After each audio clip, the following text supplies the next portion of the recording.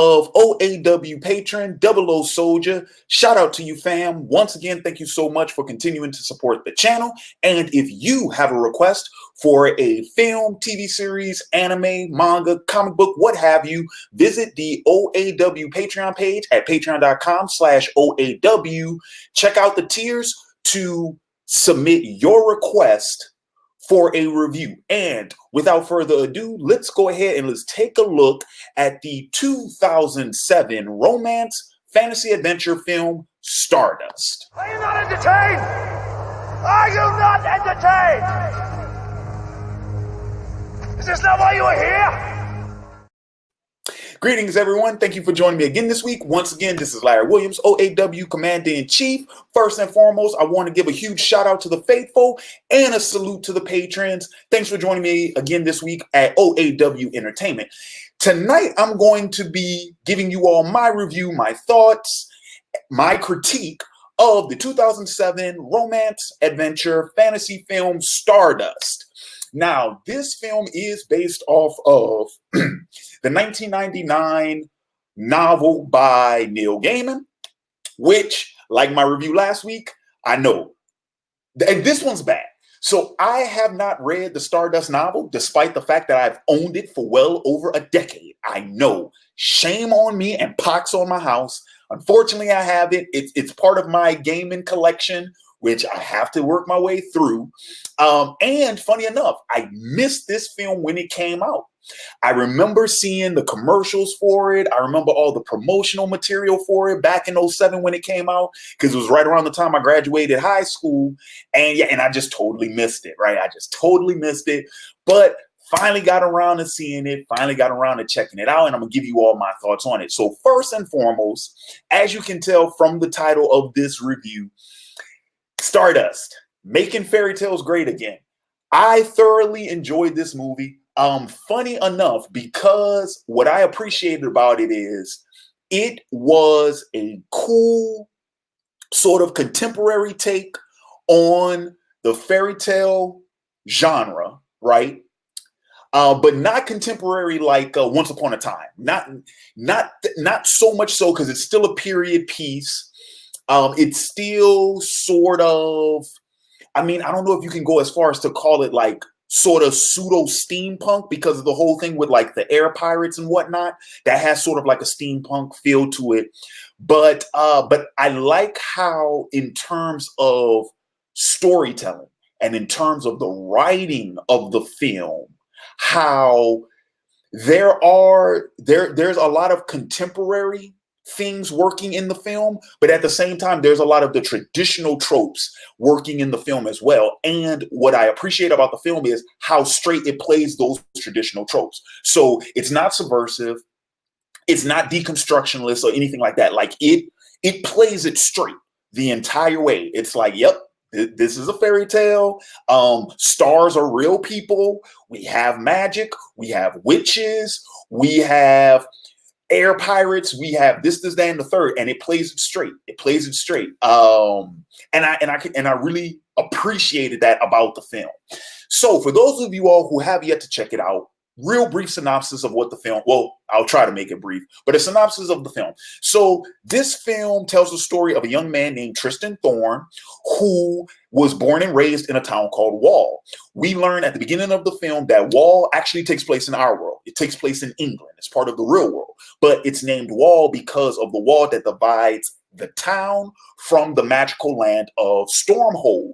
And Tristan decides at the beginning of the film, due to his infatuation with one of his neighbors named Victoria, he, in this very, oh man, I gotta watch my language when I say this, in this very naive infatuation with her, right, in this attempt to prove his love for her, that he is going to leave the town of Wall, he is going to cross the wall, and he is going to fetch back a fallen star for her. And the idea is supposed to be that if he can do this, I believe it's within a week.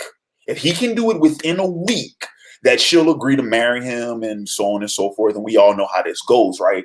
Well, Tristan finally crosses the wall. He finds the fallen star, but little does he know that in the land of Stormhold, stars actually manifest themselves into physical beings. And that's when he meets the young woman, Yvaine. So Tristan's plan is still the same. It's like, okay, look, I found this woman and she's a fallen star, but guess what? I'm still taking you back home because I'm trying to get this girl, right? Unbeknownst to him, though, there are two other parties technically three, but two other factions in search of the fallen star as well. The first is the two princes, Primus and Septimus.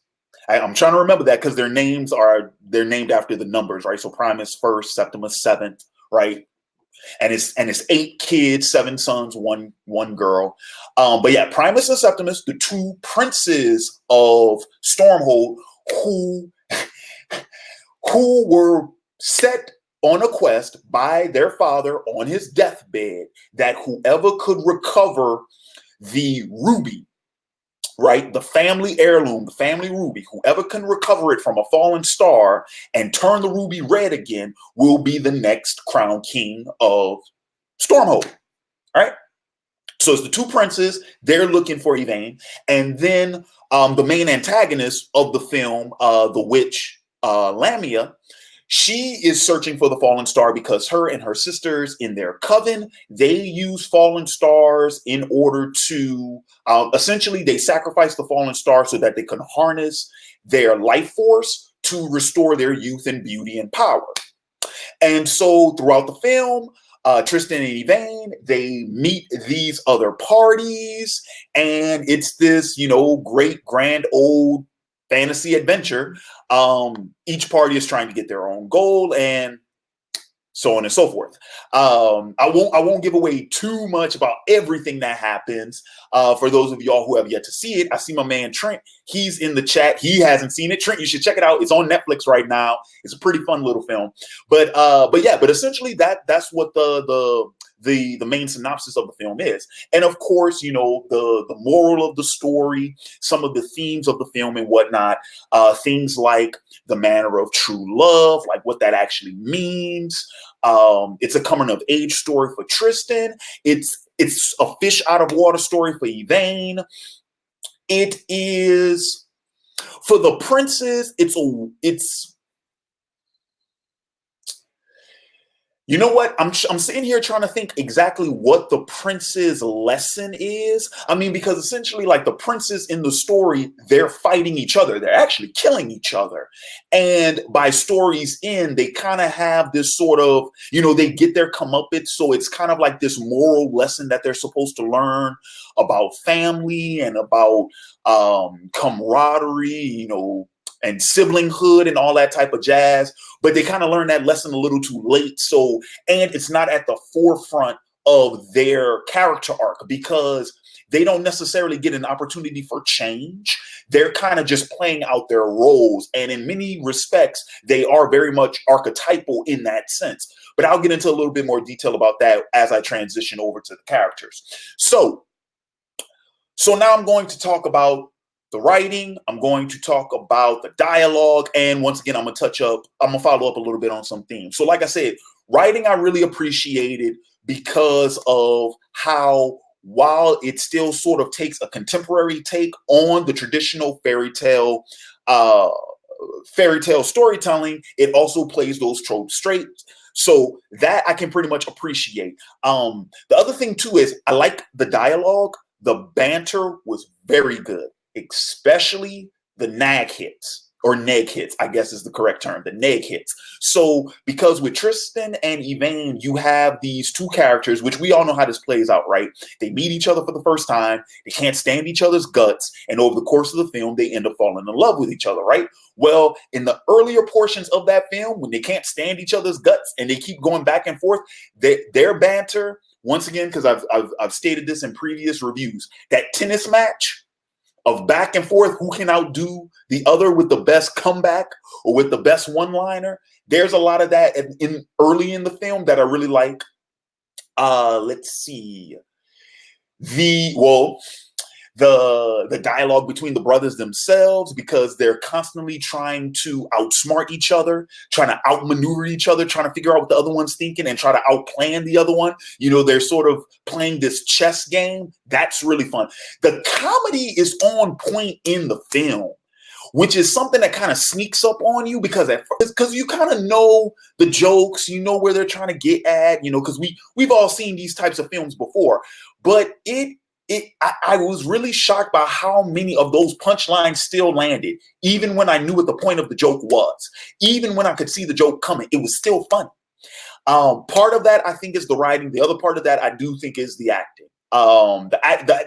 This has an ensemble cast of great actors, but we'll touch on them when I get into the character portion. But like I said, comedy is on point. It is very much sort of the same viewing experience as The Princess Bride, which is kind of funny because OAW patron 00 Soldier also requested that film as well. So there is some similarity there. But like I said, Princess Bride, I was more familiar with because I had seen it 100 times before. This one, first viewing, but the comedy was still on point. It still hit. Different type of comedy. It's not that slapstick Mel Brooks type of comedy, but there's subtle humor. And I appreciated that. Okay, so, and then of course, like I said, the theme. So here's the thing about this, because once again, Princess Bride with the same thing, the theme of, true love and all that type of stuff. I'm kind of at the, I'm old enough now. I'm at the point now where, I kind of see the naivete in that whole thing. But remember, these are stories written for children. So I understand why it's a reoccurring theme and why we see it so much in this type of material. What I like about Stardust, though, is the way they deal with the true love bit. So unlike The Princess Bride, which is just these two starred, pun intended, star-destined, lovers, and nothing could tear them apart. They're always going to be, in Stardust, it's not like that, because there are multiple things that do come in between Tristan and Yvaine. Multiple things, real danger, right? And then also Tristan himself, because throughout the course of the film, he's learning what all of that really means, what it means, how do you quantify love? How do you qualify love? What does that mean, not just in terms of the person, but also in terms of for you, right? And so the thing is, but I like how Stardust does it, because how Stardust does it, they do it through perspective. It really is perspective. It's that old, you can't see the forest through the trees. It's that whole thing. It's that trope of, you are constantly focused on the thing that seems out of reach when the best thing for you is right at the end of your nose, but you're too close to see it. It's that whole thing. But to me, it didn't come across as cheesy. It didn't come across as corny. It wasn't heavy-handed or anything like that. The way they did it, it's obvious, but when it's explicated in the film, when characters themselves are commenting on it, it's subtle. It's subtle, and it's handed very well in conversation, because it's not like, oh, sit down, son. Like, there's a scene, I want to say about towards the end of the second act, where Captain Shakespeare, played by Bobby D, Robert De Niro, when he's talking to Tristan, and he explicates the theme. He explicates that in the film. But the way he goes about it, it's very conversational. It's no different than an uncle talking to a nephew. You know what I'm saying? It's real sort of like, grown man stuff, the way he goes about it. But it's also handled in a way where it's kind of like, you knucklehead, like, I can't believe you didn't realize that sort of thing, right? It's obvious, right? Like, everyone knows it except Tristan. So that I didn't really mind it. I didn't really mind it. And the final note I'm going to make in terms of the writing, in terms of the dialogue, all that type of jazz. What's funny about this? Because the entire time I'm watching this movie, it's like, on the one hand, I'm like, okay, I kind of know what this is about. I kind of know what the fair is. But for some reason, I just dug it. And I couldn't really put my finger on what it was about the movie that I dug so much. I was like, okay, I know about the actors. All right, well, I already know who they are. Bobby D, Michelle Pfeiffer, Charlie Cox. They're great. You know, Mark Strong is in this. Like, we know these actors. You know, we know who they are. I was like, oh, no, I know it's the actors. And it's like, cool, and they got a plot, and I kind of like how the plot happened and all that jazz. All right, cool. I know all that. But I just couldn't put my finger on why I liked it so much. Because I forgot who directed and wrote the damn thing. And it wasn't until the credits written, Matthew Vaughn, Jane Goldman. I'm like, of course. That's why I freaking like it so much. Because this duo, this is the dynamic duo, man. For any of you all who saw my X-Men Days of Future Past review, when that came out, y'all know how much I love that movie. Matthew Vaughn, this dude is a writer and he is a director. He keeps surprising me. Seriously. Time and time again, I'm taken back by the man to the point where I need to start giving him his due. The man is good. The boy is good, okay? Seriously, even to this day, the only film of his that I legitimately did not care for is Kick-Ass. And roll with me on this one. I didn't care for Kick-Ass, but that's totally an opinion and sensibility thing. It's a sensibility thing. Kick-Ass, the movie, the first one, I didn't even bother with the second one, but the first one, vast improvement over the source material, and it's still a good movie in and of itself. Like, objectively speaking, Kick-Ass is a fine film. You know what I mean? It's just me personally, you know, my taste. I didn't really care for it. But Vaughn still delivered on that. And what's funny is when he came around to do Kingsman later, I figured, I'm like, oh, it's a Mark Millar property. It's going to be just like Kick-Ass. I'm not really going to care for it. Man, I messed around and I caught Kingsman on television one day, and I was like, dude. And I couldn't look away. I'm just like, damn, it's a good movie. It's a good movie. Vaughn and Goldman, that dynamic duo, man. They're great at what they do. They're great at what they do. And like I said, didn't even know it was them behind this film. I'm sitting up there watching it and I'm enjoying it. And lo and behold, it's because, you know, they stuck their foot in it. You know, it's just like having a good meal by a good chef. You don't know who necessarily cooked it, but you know it's you know it once you taste it. And you're like, man, I don't know who did it. Who's back there? You start asking for the chef in the kitchen. Who's the chef in the kitchen? Because this tastes too damn good. Who is that? It's Vaughn and it's Goldman. That's what that was. All right, so now I'm going to go ahead and I'm going to talk about the characters. So, talking about the characters, like I said, ensemble cast in this. Claire Danes, Charlie Cox, Bobby D, Mark Strong, Michelle Pfeiffer, Peter O'Toole. Peter O'Toole is in this, man. I was like, oh, look at Peter O'Toole. Ian McKellen is the narrator. I'm like, oh, look at Ian McKellen. So yeah, ensemble cast. I'm gonna talk about the characters, but I really want to talk about the acting. I want to spend more time talking about the acting. Because the cast, they really did their thing. Breakthrough performance. And I mean, it's not really much of a breakthrough because once again, we know who these people are. Michelle Pfeiffer brings it in this movie. She was my favorite character in the movie. In my opinion, she was the best performance in the movie. She literally takes over every scene she's in. And that's just what happens when you have a heavyweight in the building. The same thing goes for Bobby D. When Bobby D shows up, he steals the show. That's Robert De Niro, son. I will talk about characters real quick. Because I got to talk about Bobby. Because, there was some subversion in the film. And the funny thing about it is, I remember hearing this about the movie, and I totally forgot about it by the time I finally saw it. And it is Captain Shakespeare, right? And I guess you could call it, how do I say this without spoiling anything? The true identity of Captain Shakespeare, right? Because this, once again, playing into some tropes, actually playing into more so of real world historical things. We know if you ever read anything about real world pirates, hell, if any of you all have ever seen Black Sails or my Black Sails episode reviews, check them out. I only got to season 1, but hey, check it out. Good show, right? Well, pirates have a tendency to create their own legends. Hell, this was in The Princess Bride, right? Same thing when Wesley was the what was the name of the pirate? I forgot about it. I forgot about it that fast. His pirate name. But like pirates, they kind of operate off of legends, right? They create these myths about themselves.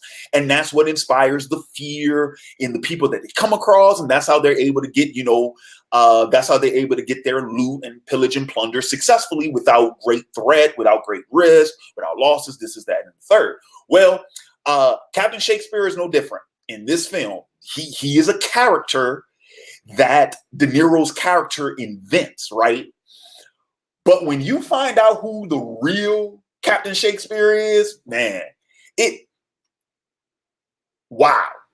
And like I said, but here's the thing about it though, he plays it straight 100% of the time. He's playing it straight, and it makes it believable. Even when you find out that his first mate knows, right? And his first mate contributes in trying to keep the ruse going, like it's totally believable. It's totally believable. Ricky Gervais is in this too. He's in this too, and he's freaking hilarious. Man, came out of nowhere. I didn't even know he was in this. I was like, Ricky Gervais is in this. He's hilarious. I just want to throw that in there real quick. Very small role. He only has, I think, like 3 or 4 scenes. Actually, I think it's only like 3 scenes in the whole movie. But he's freaking hilarious. I kind of wish they would have given him more to do, but he's not a reoccurring character throughout the film. So, I mean, for the little bit that he's in the film, he's funny. He's hilarious. He's funny as hell. He's funny as hell. Okay. Let's talk about the princess. Mark Strong. Now, keep in mind, this is 2007, when Mark Strong was still on his ascent, when he was still coming up in Hollywood. We know Mark Strong. We know this dude plays a really good villain. He plays villains better than a lot, better than most, right? What I like about the character of Septimus, though, he's an antagonistic villain. I'm sorry, because I keep calling him a villain. He's not really a villain. He's an antagonistic character. He's an antagonist in the sense that he is trying to prevent the protagonist from completing his mission. But it's only because he has a mission of his own that doesn't even necessarily conflict with Tristan's mission. Not really. They're both after Yvaine, but they both want 2 different things. He just wants the ruby. He doesn't even want Yvaine. It's not until he finds out about Yvaine's identity that he's like, well, why just take the ruby when I can go ahead and I can use this star to be immortal forever? Because that's a thing in the world of Stormhold. It's like he who possesses a fallen star can obtain immortality. But that's not until like towards the end of the second act. So I can't even really say that he's the villain per se. Either way, he's a good foil. He's a really good foil. He has a threatening presence when he's on camera, because people know when he shows up, be careful, because he's the one, if memory serves, he's the youngest of the princes. His expertise is in assassinations, and he's been so successful up to this point because he is so ruthless, cutthroat, and cunning, so much so that he's knocked off most of his siblings. So like I said, perfect setup. But let's be real about this. Lamia is the heavyweight. Michelle Pfeiffer's character, she's the main big bad. She's the heavyweight in this. But I still appreciate Mark Strong's character and his performance. And once again, plays it straight. Even at the end of the movie, when he sort of gets his comeuppance, he's like, you know what? Damn, man, they got me. They got me, So yeah, that was really cool.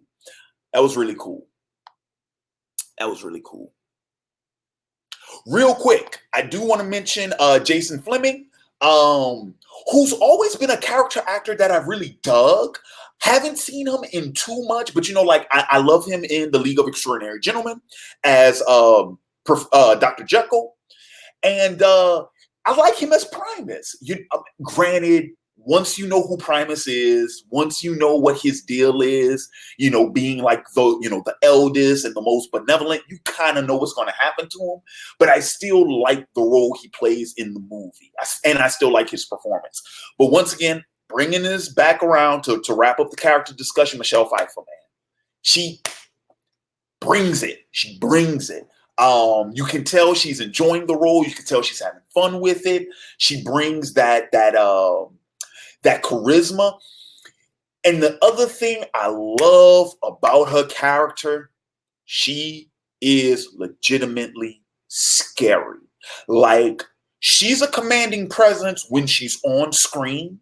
She is a terrifying, threatening presence when she engages with the other characters. You know not to fool with this lady. And it's really good. It's really good. You know, the way she's portrayed, you know, quick, sharp, cunning, decisive, intuitive. You know, she has an ingenuity. She knows how to improvise. All those things make her a really, really good, you know, really good foil, really good antagonist. All right, so let's see. Talked about the writing, talked about story themes, characters. Music is good in the film. It is on par with a traditional fairy tale. It's very whimsical.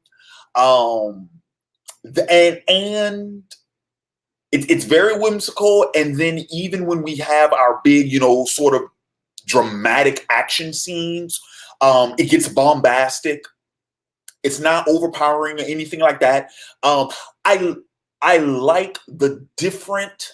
I do like how we have the different flavors, though. You know, we have the whimsical whenever we're dealing with like Tristan and Yvaine. We have a swashbuckling score when we're introduced to Captain Shakespeare, and the same thing for the Princess too. They kind of have that bombastic sort of boom, boom, you know, when they're on their quest, because it's a race, right? The princes are racing against each other. So there's like that urgency in the score. All of it lends itself well to the sets, to the scenes themselves. Let's talk about cinematography. Let's talk about special effects. Because for 2007 standards, man, special effects still hold up. They're still actually really good. Granted, I would have to go back and look at, because let's see, 2007. So what was out at the same time? We had the first Transformers film. We had Spider-Man 3. We had Pirates of the Caribbean at World's End. All of those, I believe, all of those were released in 2007. So there were some really big heavyweights in terms of the CGI department in Hollywood. This doesn't have the same budget that those did, but for the budget it did have, I think the CG still holds up pretty well. And actually, real quick, I'm looking at it right now.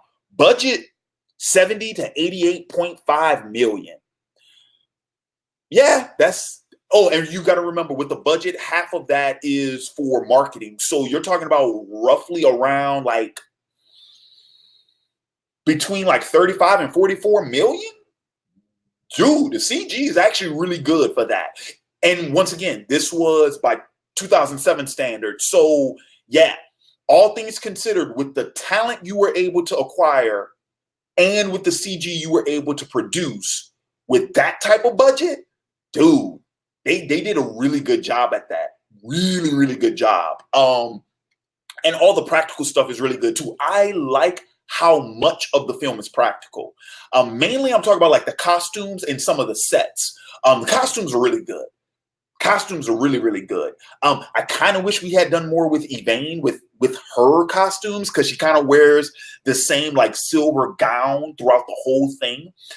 But it's not until the second act that they go undercover, so there wasn't really much of a need for a costume change until then. But I'm telling you, man, I love Tristan's outfit in the second half. When he gets that white trench coat, my boy's a beast. with the brown boots, and he got the sword and the sash. I'm like, hey, my boy Tristan looking bald. Hey man, like Matthew Murdock never looked so good, baby. I'm just saying. So yeah. So and then of course spoiler, just to let y'all know, Shakespeare got the best outfits in the film. Just saying. Or he at least got the most.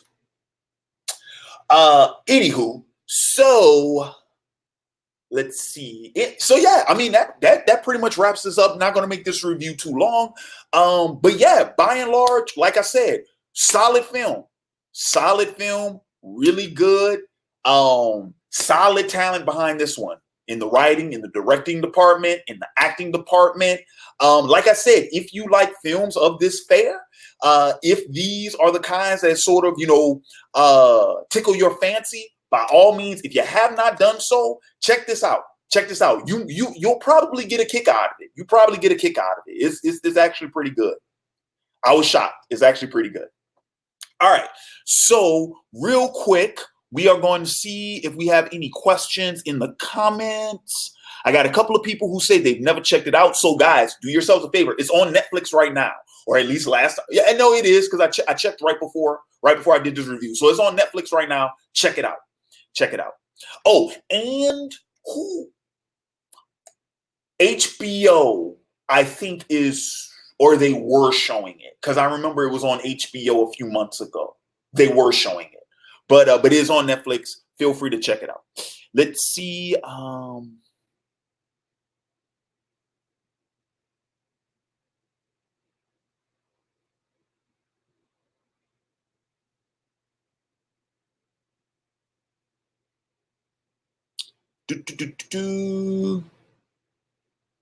right. So looks like we don't have any questions in the comments. So I'm going to go ahead and wrap up this review. Once again, I want to thank you all for joining me again this week. And another huge shout out to my man, OAW Patron, the first OAW Patron, actually. Well, Patreon Patron anyway.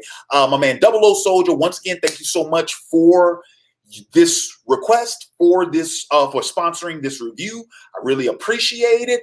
And once again, for those of you all, if you have a film, 2 hours of a 1 hour TV show, or 2 hours worth of a 30-minute TV show, anime that you want me to review right here on the channel, check out the OAW Patreon page at patreon.com/OAW. Hit up the Blockbuster tier. That's the $30 tier. For just $30 for the month, not only are you able to request a film, hang on. Okay, here we go. A film, two episodes of a 1 hour TV show, or 4 episodes of a 30-minute TV show or anime for review. But you also get access to any Patreon exclusive content. You get access to the OAW Vault, which is the collection of the first 2 seasons of Otaku Assemble Weekly, which was the original anime and manga review videos that launched the channel back in 2010. You get access to those, all of which $30 a month, Blockbuster tier. Currently, there is a cap on the Blockbuster tier. There's only 4 available. And guess what, guys? I've had patrons renewing that sucker every month. Usually, there's only 1 empty spot a month for that tier. And like I said, I am currently accepting requests for October.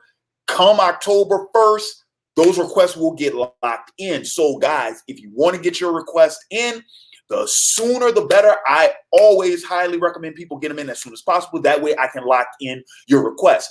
If you have a request that you want to get in, but there aren't enough spots, you're going to have to hit me up afterwards. Maybe we can work something out. But once again, now here's the other thing too. Let's say last month I did a manga review. I did a manga of the month, right?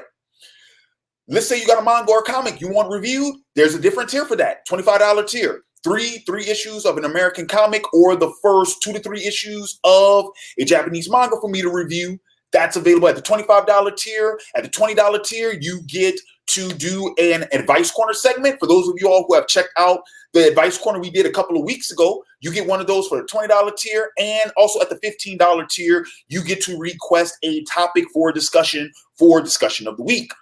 And like I said, recently I made changes to the Patreon page. At the $1 tier, $1 gets you access to any Patreon exclusive content minus the OAW Vault, because the OAW Vault is unlocked at the $5 tier. And then at the $10 tier, I went ahead and I opened that up. Not only does that include the producer credit that you'll get on all my videos for the upcoming month, but I mean for the preceding month, but you will also get invites to any of the live streams that I do, any of the like the Hangouts type of live streams or the discussion live streams. You get an invite to that. That is available at the $10 tier. So if you have yet to do so, please check out OAW Patreon page. That's patreon.com/OAW. The link is in the description box below. And with that being said, this has been Larry Williams, OAW Commander-in-Chief. I am signing off. And until next time, peace.